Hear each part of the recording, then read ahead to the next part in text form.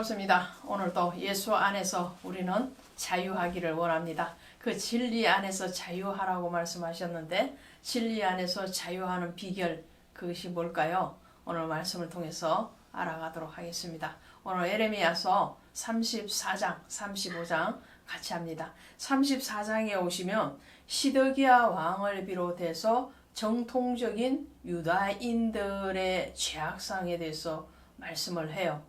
그리고 34장을 건너서 35장에 가시면 레갑 족속이 나오거든요. 이 레갑 족속은 원래 이스라엘 백성이 아니었습니다. 이스라엘의 야곱의 12아들로 이루어진 그런 지파 족속이 아니고요. 이방인이었습니다. 이방인이었는데 하나님의 은혜 안으로 들어온 족속이 레갑 족속인데 이 정통적인 유다의 핏줄을 가지고 온 정통 이스라엘인이었던 이 시드기야와 유다인들, 그러나 정통적으로 혈통적인 유다인은 아니지만 하나님의 은혜 안에 들어온 이방인인 레갑 족속을 대비해서 너희의 믿음이 어디에 있느냐라고 물으시는 것을 보게 됩니다. 자, 34장에 가시면 시드기야 왕에게 하나님이 에레미야를 통해서 너는 바벨론으로 포로로 잡혀갈 것이고 유다 백성들도 포로로 잡혀갈 것이다 라고 말씀을 하죠. 그러면서 하나님의 은혜가 아직도 시드기야에게 있어서 그 시드기야의 생명에 대해서는 하나님 보존을 해 주세요. 이렇게 말씀하시죠. 34장 4절이죠. 4절부터 보시면 그러나 유다의 시드기야 왕이여 여호와의 말씀을 들으라. 여호와께서 내게 대하여 이와 같이 말씀하신 내가 칼에 죽지 아니하고 평안히 죽을 것이며 사람이 너보다 먼저 있던 내 조상들 곧 선왕들에게 분향하던 것 같이 너를 분향하고 그리고 백성들은 그의 죽음에 대해서 슬퍼할 것이다 라고 그의 인생 마지막까지 하나님의 긍휼을 베푸시겠다는 약속의 말씀을 주십니다. 그러면서 하나님이 유다 백성들과 전체적으로 하면 시드기야를 비롯한 유다 백성들과 하나님이 언약을 맺지 않았느냐 그 언약에 대해서 다시 말씀을 하세요. 그래서 제가 늘 말씀을 드리는 것 중에 하나가 무엇이냐 하니까 하나님은 언약의 하나님이시다라는 거죠. 하나님은 창세기부터 계속적으로 언약에 대해서 말씀을 하지요. 그 창세기부터 구약에서는 언약에 대해서 말씀을 하심에도 불구하고 이스라엘 백성들이 언약을 신실하게 지키지 못하죠.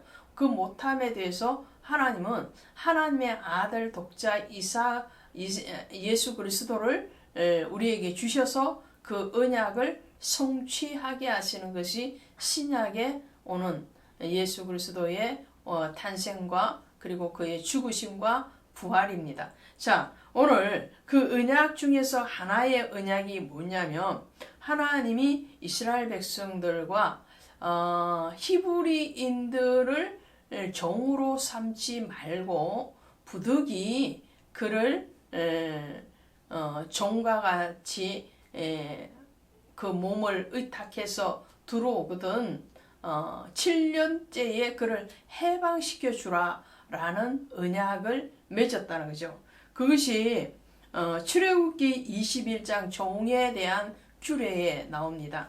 그 종에 대한 규례를 다시 말씀을 하시는데 34장 9절이죠. 그 계약은 사람마다 각기 히브리 남녀 노비를 놓아 자유롭게 하고 그의 동족 유다인을 종으로 삼지 못하게 한 것이라 그랬어요. 종으로 삼지 말고 형제와 같이 자기 집에 들어온 사람을 그러니까 돈에 의해서 채무 관계를 돈으로 갚지 못했을 때 몸으로 갚겠다 해서 들어오는 그 히브리인들에 대해서는 종같이 막 부리지 말고 형제같이 대우를 하고 집에 머물게 하고 일을 시키되 7년이 되거든 그를 자유하게 내보내라 그러죠.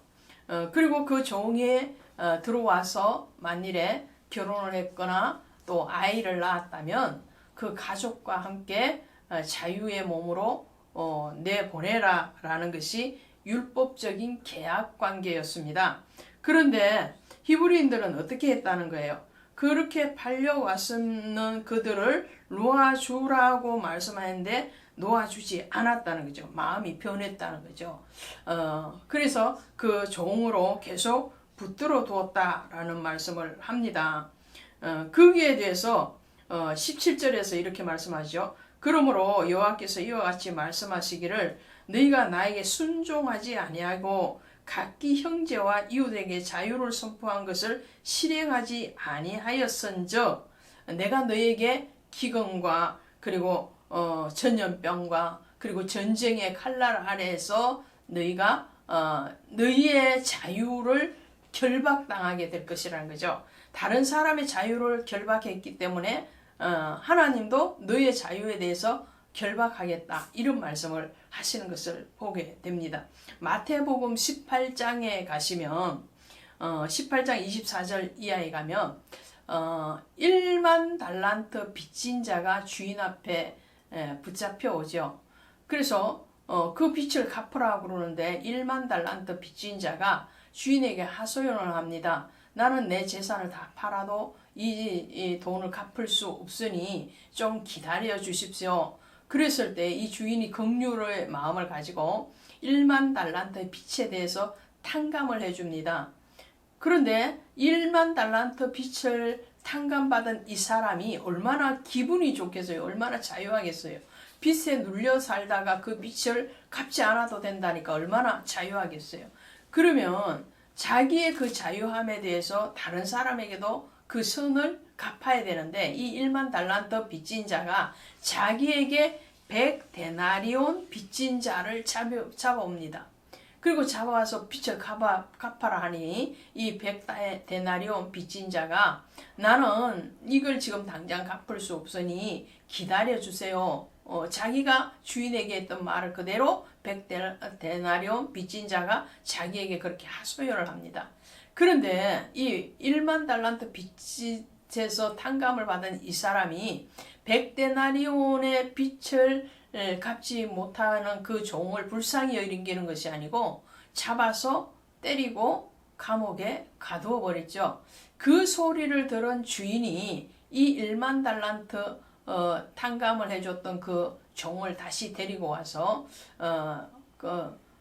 너가 100데나리온을 빚진 자를 용서하지 못했으니 내가 너를 불쌍히 여긴 같이 너도 너의 동관을 불쌍히 여김이 마땅하지 아니하냐. 그런데 그 불쌍히 여기지 않았다는 거죠. 그래서 그 동관을 친 것 같이 내가 너의 자유를 다시 빼앗으리라 말을 하는 것을 보게 됩니다. 하나님은요 진리 안에서 자유하라고 그랬습니다. 그럼 그 진리 안에서 자유하는 비결은 하나님의 마음, 하나님의 긍휼에 대해서 은혜 입음에 대해서 그것을 다른 자에게도 그 은혜의 말씀으로 자유를 풀어주는 거죠. 하나님의 참 앞에서 참된 금식, 하나님 기뻐하시는 금식이 무엇이냐라고 말을 했을 때에 이사야서 58장 6절에서 이렇게 말을 하는 거죠. 나의 기뻐하는 금식은 흉악의 결박을 풀어주며 멍에의 줄을 끌어주며 압제당하는 자를 자유케 하며 모든 멍에를 끊는 것이 아니겠느냐라고 말씀을 합니다. 그런데 오늘 시드기야 왕을 비롯한 유다인들은 어떻게 했다는 거죠? 것입니까? 자유를 하나님이 허락해 줬음에도 불구하고 그들 자신이 자유를 누리지 못했을 뿐만 아니라 다른 사람들의 자유에 대해서도 억압을 했다는 거죠. 그러므로 너가 지키지 못한 그 자유, 안식에 대해서 스스로 지키지 못하고 스스로 누리지 못하니 하나님께서 너의 자유의 그 시간을 하나님이 다스리겠다는 거죠. 하나님이 그 자유를 결박하고 다시 하나님의 앞에 진정한 자유가 회복되어지는 그 심령의 상태, 심령을 기경하고 또 유다 땅을 기경해서 다시 회복해야겠다라는 말씀을 하십니다. 그러면서 35장에 오시면 레갑 족속들에게 에레미야를 보내서 포도주를 군면하게 됩니다. 근데 이 레갑 족속은 포도주를 먹지 않아요. 그 먹지 않는 이유가 무엇이냐면 레갑 족속의 조상들이 어떻게 해요? 후손들에게 유언을 내렸어요. 그 유언이 뭐냐면 포도나무를 심지도 말고 포도즙을 먹지도 말고 포도 열매를 따먹지도 말아라. 심지 않았으니까 따먹을 수도 없겠죠. 자, 이렇게 그 조상들이 포도나무, 즉 술을 먹지 말라고 금했어요. 거기에 대해서 레갑 족속들은 대대로 그 조상들의 교훈을 받아들였다는 거죠. 그런데 하물며 하나님의 백성인 유다 백성들은 그렇게 하지 못하고 있지 않느냐라고 말씀을 합니다. 이 레갑 족속은 모세의 장인 이드로의 후손이죠. 그래서 미디안 족속에서 할례를 받고 이스라엘인이 된 그런 족속들입니다. 그런 신앙을 지키고 조상들의 교훈을 지킨 이 레갑 족속에게 하나님은 19절에서 35장 19절에서 이렇게 말씀하세요. 그러므로 만군의 여호와 이스라엘 하나님께서 이와 같이 말씀, 레갑의 아들 요나답에게는 내 앞에 설 사람이 영원히 끊어지지 아니하리라 하시니라. 그의 그 신앙에 대해서 그것이 하나님을 향한 신앙이 아니에요. 그의 조상들이 지키라 하는 포도주를 금하는 것. 그러나 이 포도주를 금하는 것은 바로 하나님의 계명이기도 하죠.